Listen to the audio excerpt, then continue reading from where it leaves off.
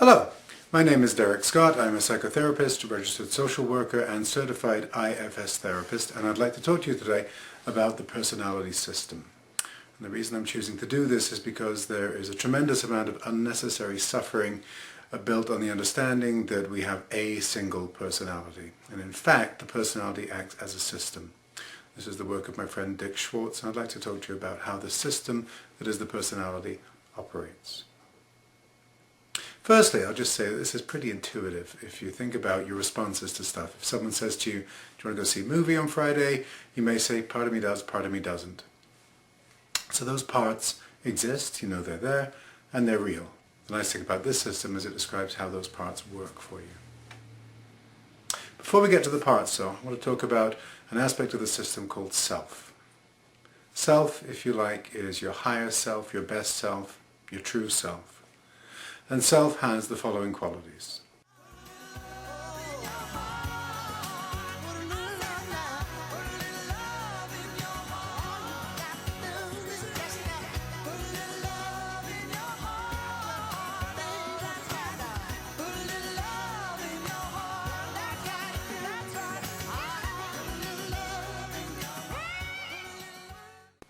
Now, what's true is that we all have self-energy. We all have a self, and most of the time we tend not to work from that place.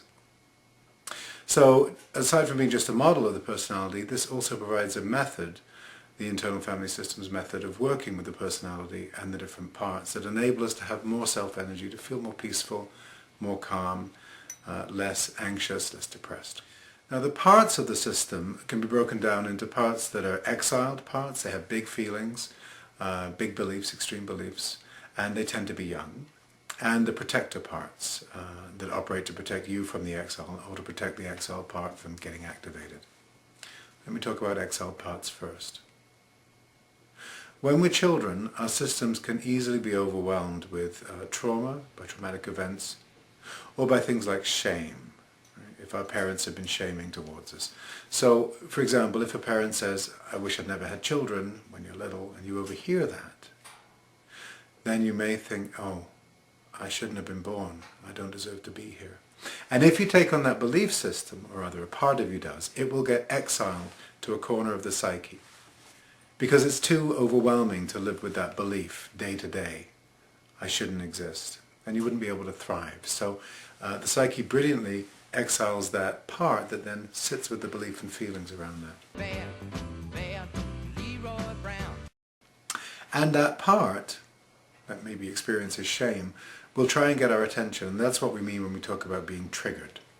If someone, as an adult, if someone says something to you which is unkind, or says, I don't think you did that very well, you might feel this upsurging of shame. And when that happens, that's that part trying to get your attention. Exiles then hold these big feelings and big beliefs, and they will try and get your attention because they want to be rid of these beliefs and feelings and come back to a more harmonious place in the system. Now, along with these exiles, we have protector parts. And the protector parts can be divided into two. In this model, they're called managers or firefighters. And what the managers do is they seek to prevent an exile getting activated. So let's say you have a part of you that's ashamed of its body, and maybe when you were 7 or 8 years old you were teased about being fat or thin or whatever. As an adult you might be invited to a pool party in the summer, and your manager part will find all sorts of reasons to not have you go to the pool party, because that protector is concerned that if you're in a bathing suit somebody might tease you, and if somebody teases you it's going to activate this part of you that feels embarrassed about its body. Managers work very hard, they're very diligent, they're very good parts of the system for planning your life and ordering your life and making you look good, and they're concerned with social mores and making sure that you present well in life. They don't want to risk this embarrassed part taking you over, and maybe you're going to go red and maybe you're going to look, they think, like an idiot. So those are the manager parts. And they tend to operate with a critical voice. So when you hear that voice in your head saying you should do this, you shouldn't do that, you're too fat, you're too thin, you're too smart, you're too dumb, whatever it's saying, it's because it wants you to look your best, and it doesn't want you to present in a way that might bring judgment or condemnation into your system. They also like to figure stuff out, and they like to think they're leading the system. Now, no matter how much manager parts these protectors worked to ensure that the exile parts don't get triggered and don't get activated, life has a way of happening, and those parts will get triggered. You might watch a video which has a scene in it with a kid being embarrassed or shamed by its parent. That'll trigger that part of you. And when those exiles get triggered, that's when the other parts come into play, the other protector parts called firefighters.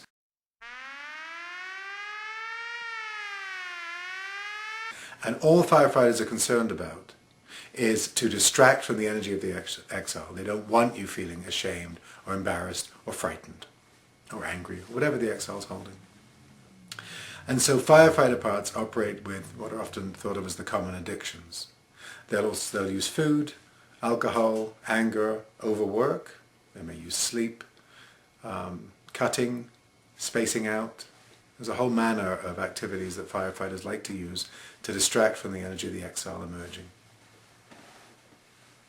When these firefighter distractions become chronic is when we think of it as an addictive situation, so addicted to alcohol, addicted to drugs, whatever.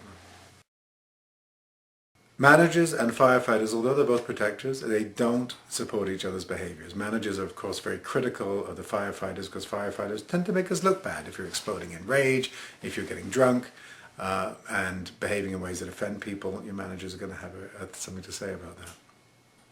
And often what happens is we hear these two voices very clearly in our heads. So perhaps you're at a party and something happens, an exile part's going to get triggered, so you start to drink a lot or you start to act in a way that brings untoward attention to you. And then you'll go home and the manager will say, I can't believe you did that, why did you do that? And you're thinking, I don't know why I did that. And so these two will have a lot of airtime. And then what happens is the exile doesn't get the attention as these parts are polarized in their way of interacting in your head. So once you become aware of these different parts of you and how they operate, you can realize that none of them have a bad intention for your system. There are no bad parts. Parts that are using alcohol, drugs, rage, they're not bad parts. They're distracting from the exile. Managers that are telling you you should and shouldn't do things that are critical of you, they're not bad parts. They want you to look and present well so that you don't bring judgments into your system. Parts that feel ashamed or embarrassed, they're not bad parts. They need to be unburdened from what they're holding.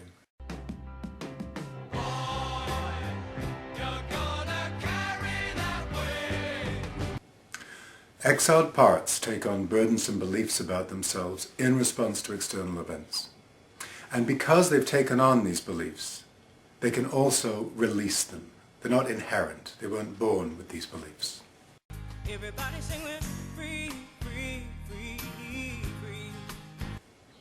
This process is called unburdening, and once these parts are unburdened from these beliefs, the protectors too can relax. The firefighters don't have to be so intense around their rage or their taking you out by sleeping or their food stuff or their alcohol stuff. The managers don't need to be so tightly in control of everything. And when they can relax, there's more self-energy available in the system too.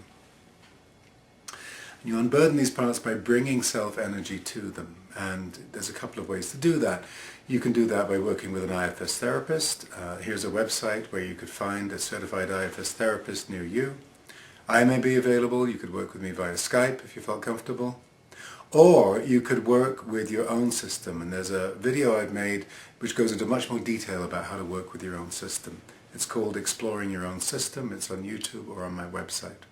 The goal of this work is to be more self-led, to bring more self into your system, to experience life in a way which is more calm, which is more harmonious, and which is ultimately more enjoyable. If you found this video helpful or interesting, I'd appreciate it if you'd leave a comment to indicate so. I hope it's been helpful and interesting, and if this has piqued your interest or your curiosity, have a look at some of the other videos that are on my website. Thanks.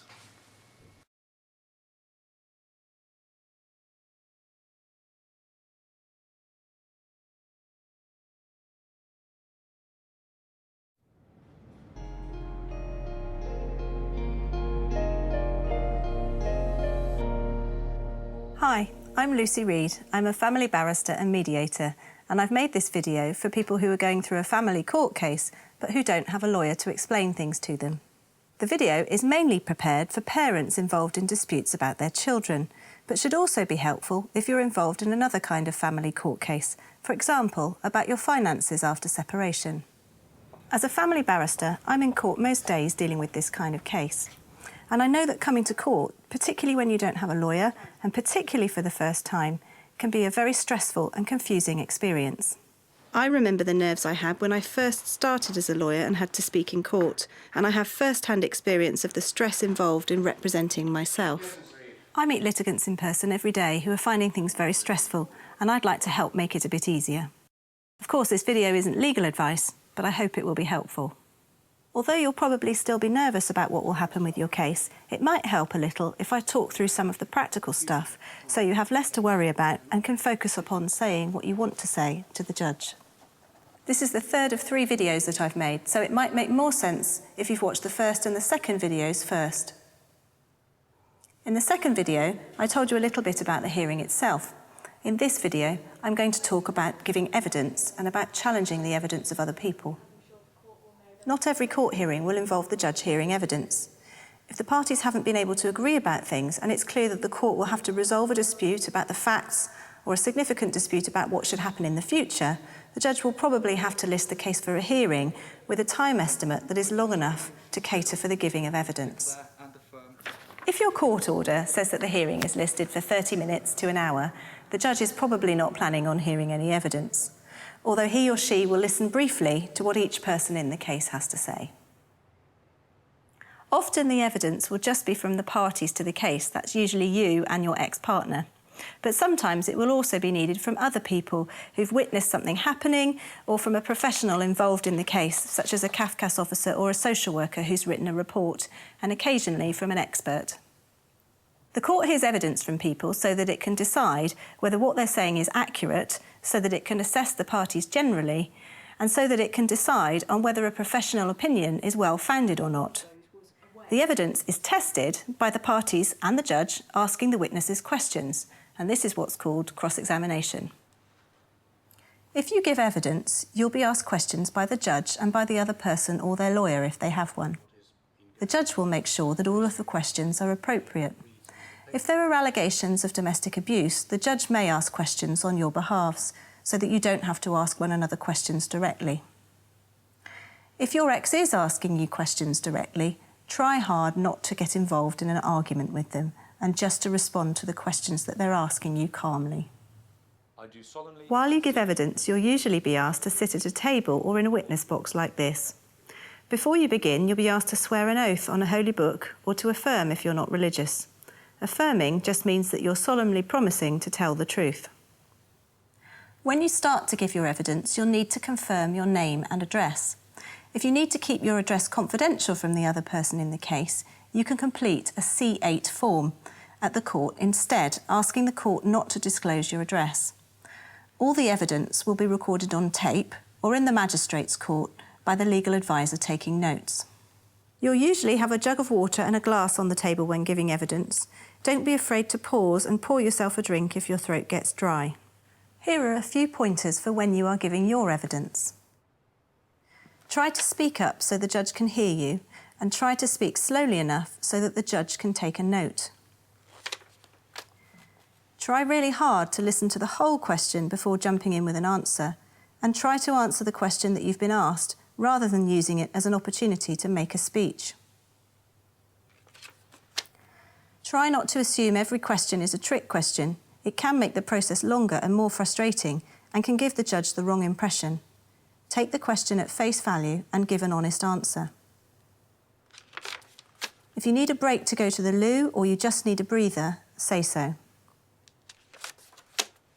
Sometimes the questions are too complicated or unclear. If you don't understand or forgot the question, don't be afraid, say so. Don't get annoyed if a lawyer asks you questions that you don't agree with. That's the point of the process, and they're only doing their job. View these questions as an opportunity for you to explain why you don't agree or why they're wrong. Don't adopt a policy of blanket denial. If a criticism is justified, be prepared to acknowledge that.